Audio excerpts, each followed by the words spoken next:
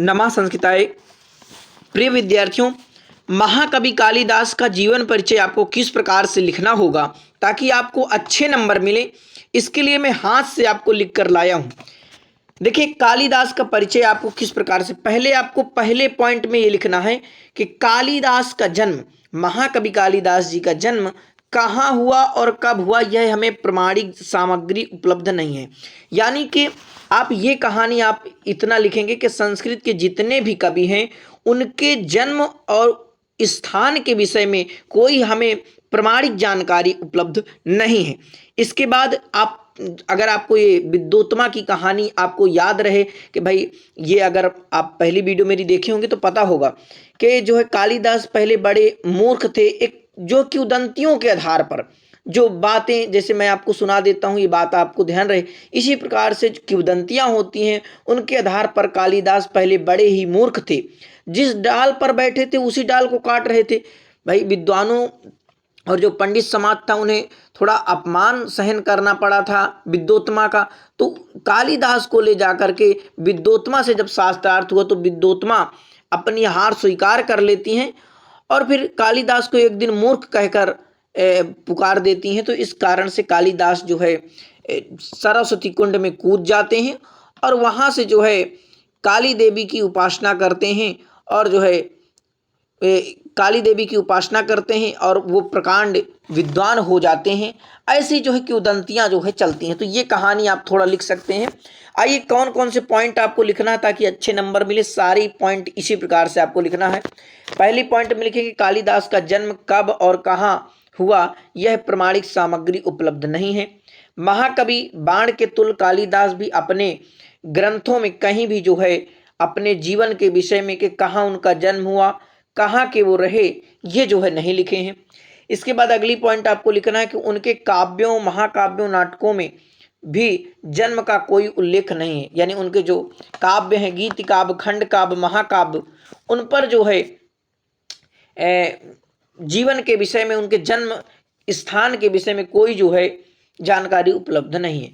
कुछ किंवदंतियां प्रचलित हैं, उनके आधार पर उनके जन्म के विषय में कुछ जो है बातें प्रस्तुत हैं। अब ये आपको, मैंने भी आपको बता ही दिया कि कालिदास पहले बड़े ही मूर्ख थे। ये सब चीजें आपको लिखना है। कालिदास के जन्म और जन्म स्थान किस स्थान पर हुआ, किस देश में हुआ, किस प्रदेश में, तो देश में तो भारत देश में हुआ, ठीक है, के विषय में पर्याप्त मतभेद विद्वानों में है। यानी सब विद्वान अलग अलग मानते हैं। फिर अगली पॉइंट लिखना है कि कुछ विद्वान इन्हें काश्मीर के मानते हैं, कुछ विद्वान बंगाल के और उज्जैन के। यानी विद्वानों का हर विद्वान, काश्मीर के विद्वान इनको काश्मीर का, बंगाल के विद्वान बंगाल के और उज्जैन के विद्वान उज्जैन का इन्हें मानते हैं। कालिदास जी, मेघदूत कालिदास की रचना है, उस रचना में कालिदास ने उज्जैनी के प्रति अपना आदर भाव प्रदर्शित किया है। इस रचना से मेघदूत से हमको जान पड़ता है, मालूम पड़ता है कि कालिदास जो है उज्जैनी के रहे होंगे। आगे लिखना है कि किया है और शिप्रा नदी है एक, और महाकाल के मंदिर का वर्णन किया है, इसलिए अधिकतर विद्वान जो है उनको उज्जैनी का मानते हैं। ये आपको एक मत दे देना है। इसके बाद देखिए, कालिदास जो है विक्रमादित्य के नवरत्नों में एक थे। विक्रमादित्य एक राजा हैं, उनके जो है राज दरबार में और भी कवि हैं, उनमें से कालिदास को कैले नवरत्नों में एक यानी प्रमुख कहा गया, ठीक है। एक मत ये भी है, एक मत है। देखिए, एक मत के अनुसार है, लिखना है इस प्रकार से आपको बना करके लिखना है। एक मत के अनुसार उज्जैनी के राजा भोज कि वो सभासद से, यानी वहां पर सभा में वो रहा करते थे, उज्जैनी के राजा भोज के सभासद थे। और एक कथा बताई जा रही है, कथा के अनुसार, देखिए ये सब कथाएं दंत कथाएं हैं, क्योंकि अभी आपको मैंने बताया ना कोई प्रमाणिक जानकारी नहीं है, ठीक है। इस प्रकार से आपको लिखना है। जो भी आपको साक्ष्य मिल रहे हैं, जो कथा और जो मत मिल रहे हैं, उनको आपको लिखना है। उनका संबंध श्रीलंका के राजा कुमार दास से था, एक ये भी, यानी 500 ईस्वी में, एक ये कथा के अनुसार ये भी जो है माना जाता है।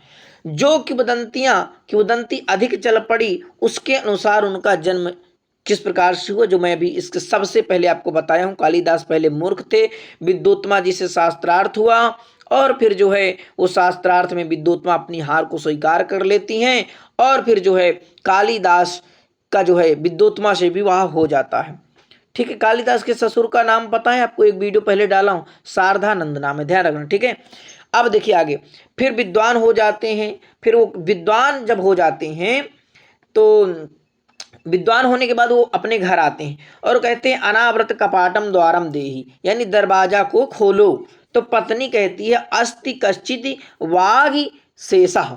ठीक है, वाग वा शेषः।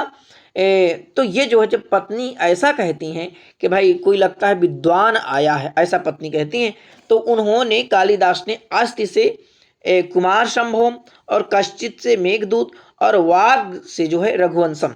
तो ये आपको ध्यान रखना, ये आपके प्रतियोगी परीक्षाओं में पूछा जाता है कि अस्ति से कौन सी रचना, कुमार संभव, कश्चित से मेघदूत और वाग से रघुवंश की रचना उन्होंने की।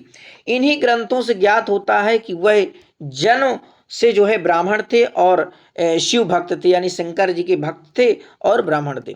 कालिदास जी के गीता, रामायण, महाभारत, वेद, पुराण, धर्मशास्त्र, दर्शन और ज्योतिष, संगीत, व्याकरण, छंद शास्त्र और काव्य शास्त्र के आदि गंभीर अध्ययन इन्होंने किया। ऐसे जो है ग्रंथों का अध्ययन किया, ऐसा उनके ग्रंथों से ज्ञात होता है कि वो जो है बहुत ही जो है ज्ञाता थे। वैसे भी आप जानते हैं कालिदास तो विश्वविख्यात। अब कालिदास की रचनाएं आपको लिखना है इस प्रकार से, अगर उनका जन्म आता है तो भी आपको रचनाएं लिखना ही है। उनके 3 नाटक हैं, मालविकाग्निमित्रम, विक्रमोर्वशीयम और अभिज्ञान शाकुंतलम। ठीक है, तो नाटक तीनों मालविका, देखिए माल और विका, ठीक है, तो माल से मालविकाग्निमित्रम, विक्रमोर्वशीयम और अभिज्ञान शाकुंतलम। और देखिए उनके 2 काव्य जो है, रघुवंश महाकाव्य और कुमार संभव। ठीक है, ये 2 महाकाव्य हैं। गीत काव्य उनके ऋतु संहार और मेघदूत, ये 2 इनके गीत काव्य हैं। तो और भी उनकी रचना है, लेकिन ये जो 7 है बहुत प्रचलित है। अब समय के बारे में देखिए, जो कालिदास का समय, यही एक प्रमाणिक जानकारी नहीं मिल पाती ज्यादातर, इसलिए समय को थोड़ा, कालिदास का प्रथम ईसवी शताब्दी माना जाता है कालिदास का समय, लेकिन और भी जो विद्वान का मानना है वो भी आप जान लीजिए। अनेक विद्वानों ने जो उनके समकालीन थे, उन्होंने उनके विषय में कुछ भी नहीं लिखा, लेकिन विक्रमादित्य के समय के अनुसार विद्वानों का ये मानना है कि भाई वो विक्रमादित्य के नवरत्नों में एक थे।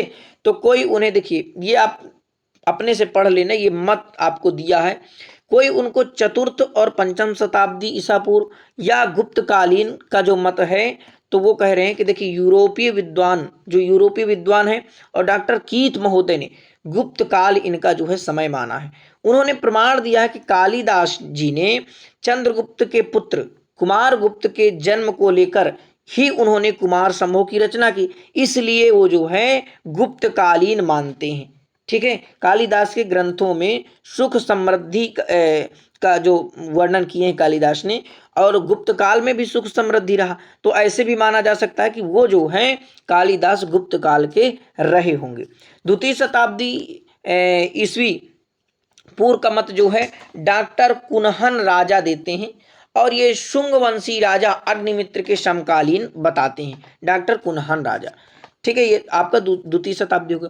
और 6वीं शताब्दी जो है आपकी, 6ठ शताब्दी जो है ईस्वी का मत क्या है, डॉक्टर हार्नली का इनका मत है। इन्होंने कहा कि मेघदूत में जैसे कालिदास ने दिगनांग और जो है निचुल, इन 2 लोगों का प्रयोग किया है, नाम का प्रयोग किया है।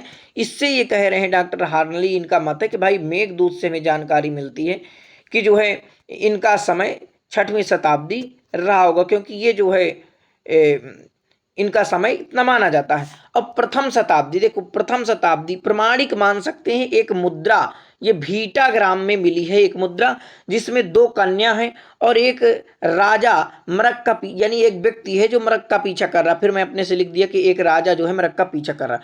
तो देखिए ध्यान से आप समझना।